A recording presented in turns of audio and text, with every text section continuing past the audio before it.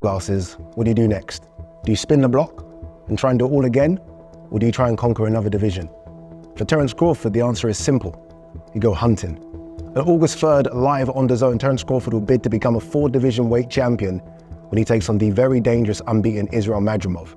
Before they meet in the ring, they meet here face to face.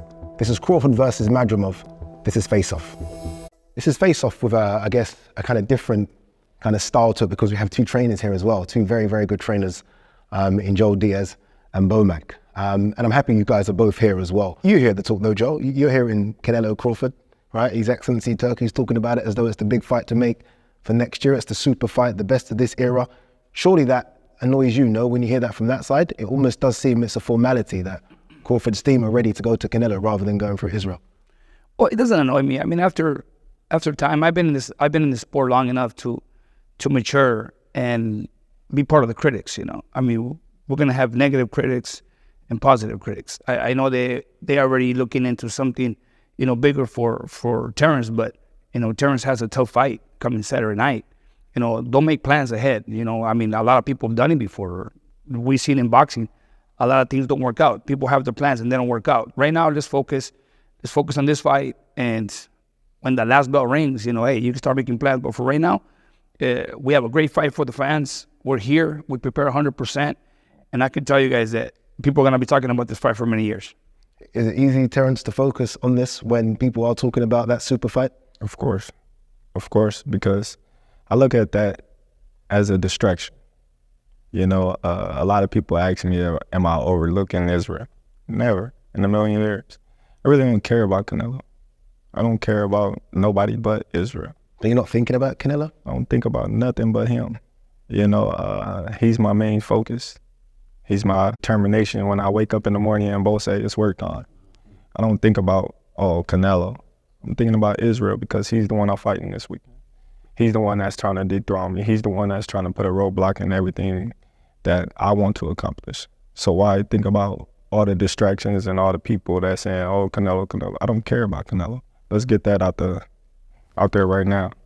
He's not in my mind, not in the back of my mind. I don't care about him nor any other fighter at this particular time. My focus has always been Israel. Other people may have said, oh, well, this guy and this guy and this guy. I don't care about that. This is straight that there's only one person on my mind, that's Israel. You would have said, yes, we're happy to take the fight. You're confident that you can get the job done. You've got a game plan.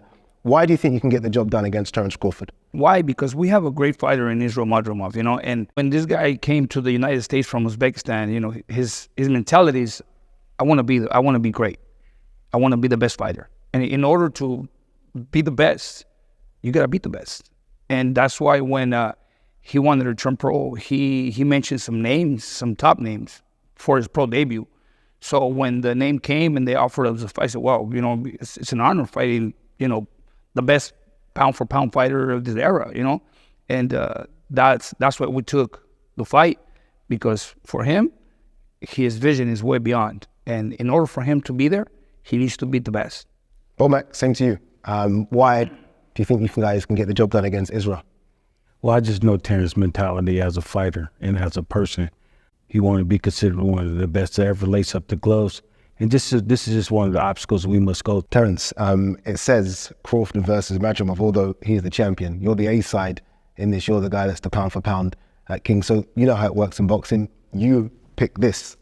Why did you pick Madrimov as your first fight at 154? Well, I consider him the best fighter in the division. And if I'm going to move up into a new division, I want to fight the best in the division. And the best in the division is Israel. What type of challenge, Israel, are you expecting from Terrence? I mean, you fought so many different styles as an amateur. Obviously, you're the champion, the unbeaten champion at 154. What kind of challenge do you think Terrence possesses? Joe,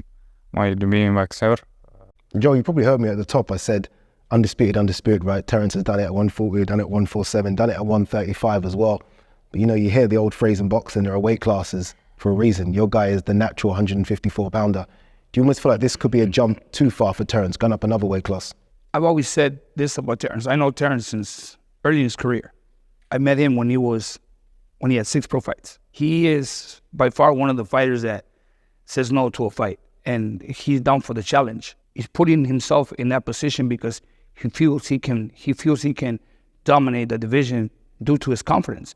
But I know myself that as a trainer, as a fighter, it's tough for him and it's tough for Israel. That's why this fight plays off really well. A lot of people are talking about the size. I'm looking at you guys right now, and I don't see much of a size difference. And every fight, I felt like you had at 147. The guys are always supposed to be a bit bigger than you. Kell Brook a bit bigger than you. Errol Spence a bit bigger than you. How do you find these extra 7 pounds? What do you make of the size difference of Israel when you see him here now? He bigger than me. Everybody bigger than me. But, come fight time, I always had the ability to show that I was stronger. Bigger don't mean stronger. It's just his body type. I'm very lean. My muscle is very compact. So that don't have nothing to do with the skills and the ability to fight come fight time. Israel, do you feel like there's been a lot of people overlooking you? There's so much talk at the moment of this man Crawford versus Canelo in this big super fight. And you're the guy that is the champion, you're the guy that's the unbeaten champion, you're the guy that's campaigned at 154. Do you almost feel like everyone's starting to overlook you already? Israel, you've got power. We know that, right? Out of your 10 wins, 7 have been by stoppage as well. Do you almost go into the ring expecting, even though what I just said about Crawford not being taking the distance since 2016, do you expect to be able to stop Crawford? Terrence, I want you to tell Israel how this fight plays out on Saturday. Well, I think we all know how this fight plays out. We know, but we don't know. You got 2 fighters that's excited to go out there and give their all come Saturday. I know he's 110% prepared. I know his team has prepared him to the best of their abilities to be ready come fight night. My team has prepared me to the best of their abilities. When the fight gets going, he's going to go back to what's comfortable for him. And I will be victorious Saturday. You heard that, right?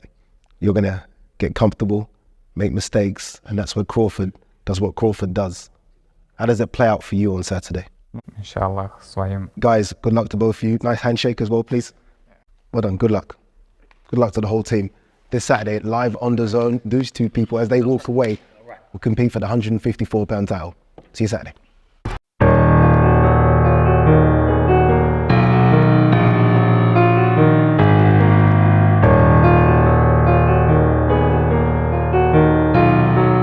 Beats by 2